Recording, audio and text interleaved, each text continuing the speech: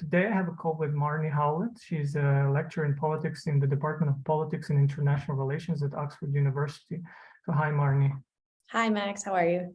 I'm all right. I hope you're also fine. I am.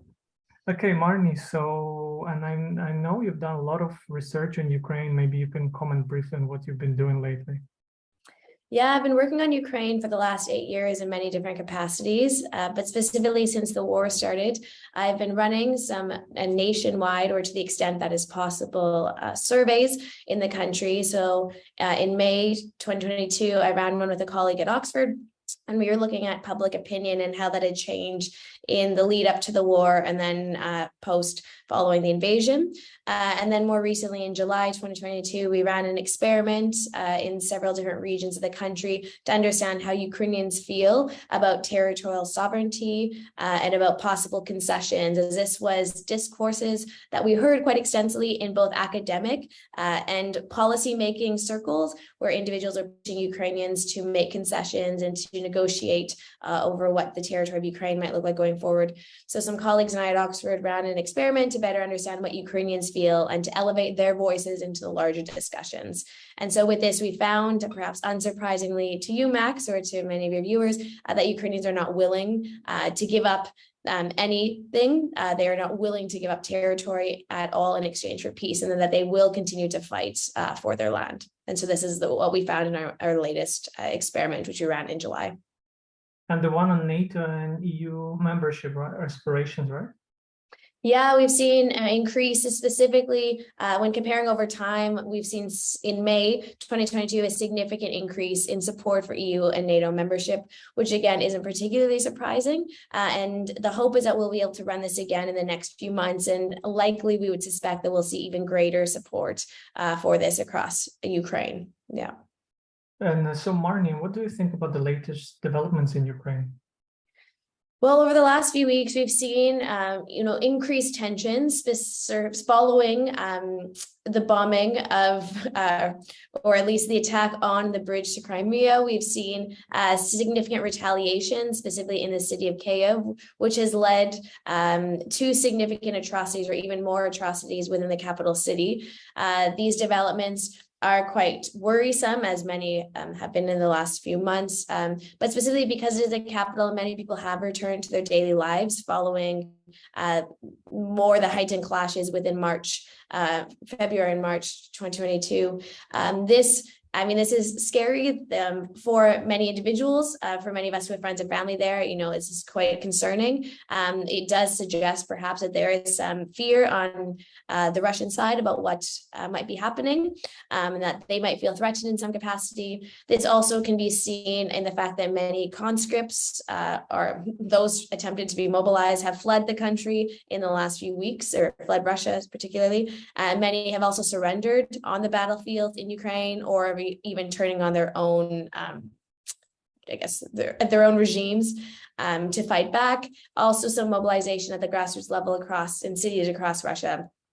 This suggests that perhaps there are developments internally, and that we might see some faltering, some cracks in future days, future weeks, future months, or at least that is the hope for those of us who are working on Ukraine and who have close ties to the country.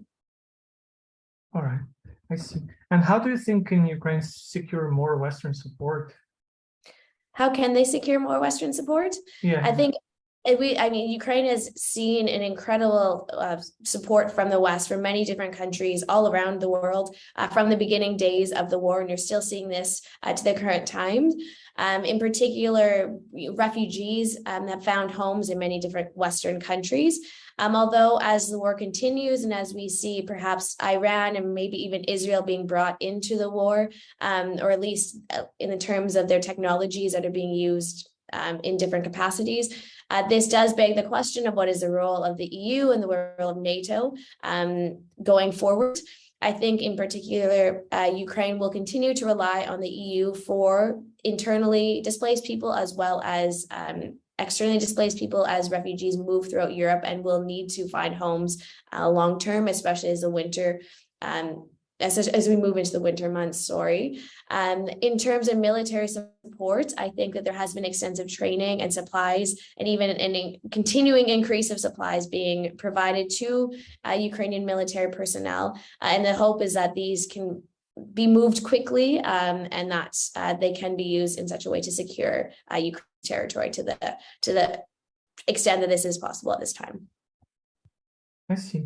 And what do you think are the highest risks for Ukraine right now, and how Ukrainian leadership can cope with them?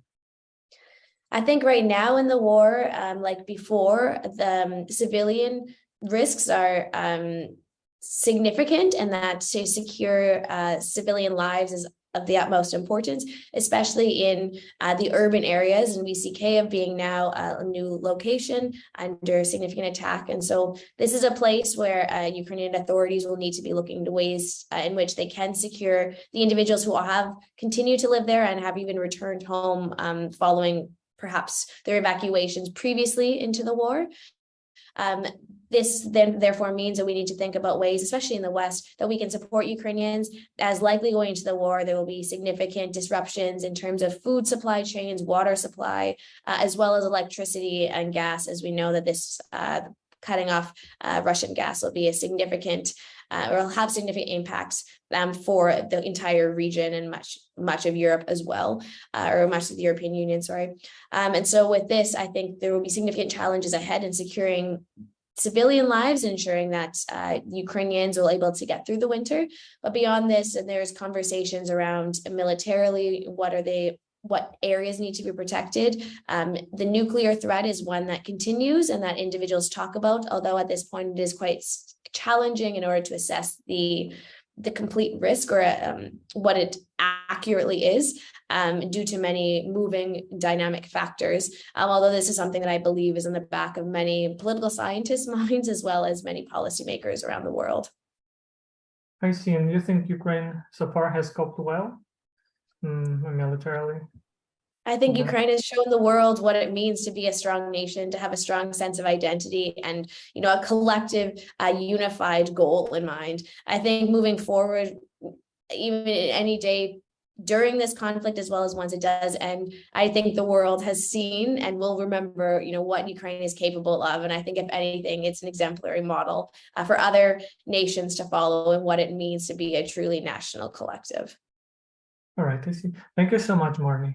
You answered all my questions. Thank you so much for inviting me.